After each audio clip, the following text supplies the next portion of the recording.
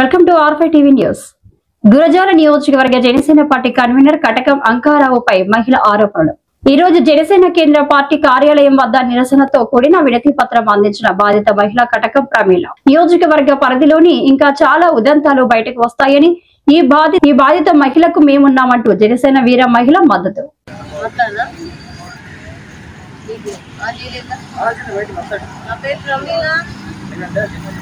నేను దుబ్బి నుండి పవన్ కళ్యాణ్ గారి పార్టీ ఆఫీస్ దగ్గరికి రావడం జరిగింది.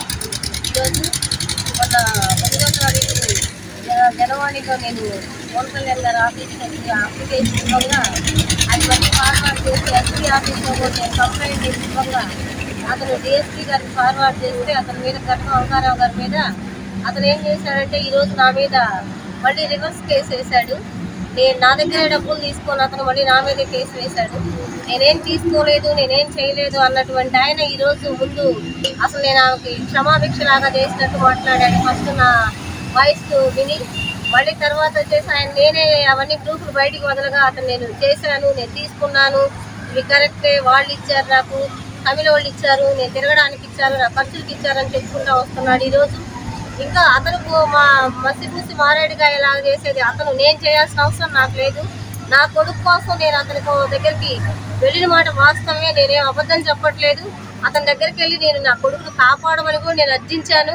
కానీ అతను చేసింది ఏంటంటే నా ఇంట్లో మనిషి అయి కూడా కటకమని చివరికి నా కొడుకు దండం పెట్టి జైల్లో ఉండి కాపాడమని చెప్పినందుకు కూడా ఈరోజు అతను డబ్బులు తీసుకొని తమిళోడు నా నుండి అక్కడి నుంచి పిలిపిస్తే 46 లక్షలకి 14,50,000 కొట్టించుకొని కూడా ఈరోజు అతను మమ్మల్ని బజార్ పాలు చేశాడు. ఇంకా కనీసం 3 months నుంచి అతను నాకు ఫోన్ కాల్ చేసి పిల్లలు ఎలా ఉన్నారమ్మా, ఏందమ్మా అని కూడా అడగలేదు. ఈ రోజు మరి అతను చెప్పే మాటలను బట్టి అతను ఇచ్చిన వాయిస్లో అతను నారాయణపురం రవికి అమ్ముడుపోయి అతను కూడా ఎన్ని కోట్లు ఇస్తానని అన్నాడు. మరి అతని వైపు మాట్లాడినట్టుగా ఉన్నాయి. ఈరోజు అతని మాటలు చూస్తే తినంతసేపు తిని చివరికి ఏమి తెలియని అమాయకుడిలాగా ఈరోజు మమ్మల్ని మళ్ళీ గురజాల పోలీస్ స్టేషన్లో ఎస్ఐ గారికి అప్లికేషన్ ఇచ్చి 10 మందిని తీసుకొని వెళ్ళాడు.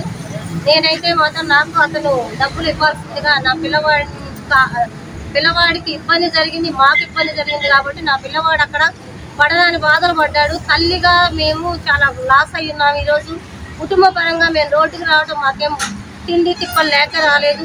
అతని మీద నాకు శత్రుత్వం ఉండి రాలేదు. అతను చేసిన పనికి ఏ ఆడవాళ్ళకి కానీ ఎవరికైనా సరే జరగకుండా నేను జనసేన సమన్వయకర్తని అని చెప్పుకుంటున్నాడు కాబట్టి అతను నీతి నిజాయితీగా పనిచేస్తే బాగుంటుందని నేను ఒక హెచ్చరిక ఇస్తున్నాను. లేదంటే అతను ఈ రోజు నా ముందుకు వచ్చి మాట్లాడాలంటే ఏదైనా ఉంటే అది నేను చెప్పుకోను. మన రాష్ట్రంలో మన జనసేన అంటే ఎంతో నీతి నిజాయితీ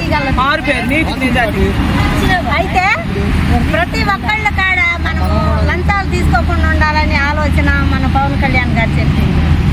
అయితే ఇవాళ ఈ అంకారావు అని అతని మీద ఏమో ఫిర్యాదు చేస్తుంది. మరి ఆ పాపం పుణ్యం ఆమెకి నీకే తెలవాల. అయితే ఇది తీసుకోవటం ఇది నీకు న్యాయం కాదు కాబట్టి ఇంత ఇసు జరిగిన తర్వాత ఆమె డబ్బులు ఆమెకి ఇచ్చి ఆమెని సంతోషపరచాలని నేను కోరుకుంటున్నాం. మేమంతా కలిసి జనసేన పార్టీ తరఫున అందరూ నిలబడ్డాం, గట్టిగా న్యాయం కావాలని పోరాడుతున్నాం. పార్టీ ఆఫీస్ కాడికి వచ్చినా పవన్ కళ్యాణ్తో మాట్లాడతాం. న్యాయం కావాలి, మాకు న్యాయం కావాలి. న్యాయం కావాలి. జై జనసేన, జై పవన్ కళ్యాణ్, జై జనసేన.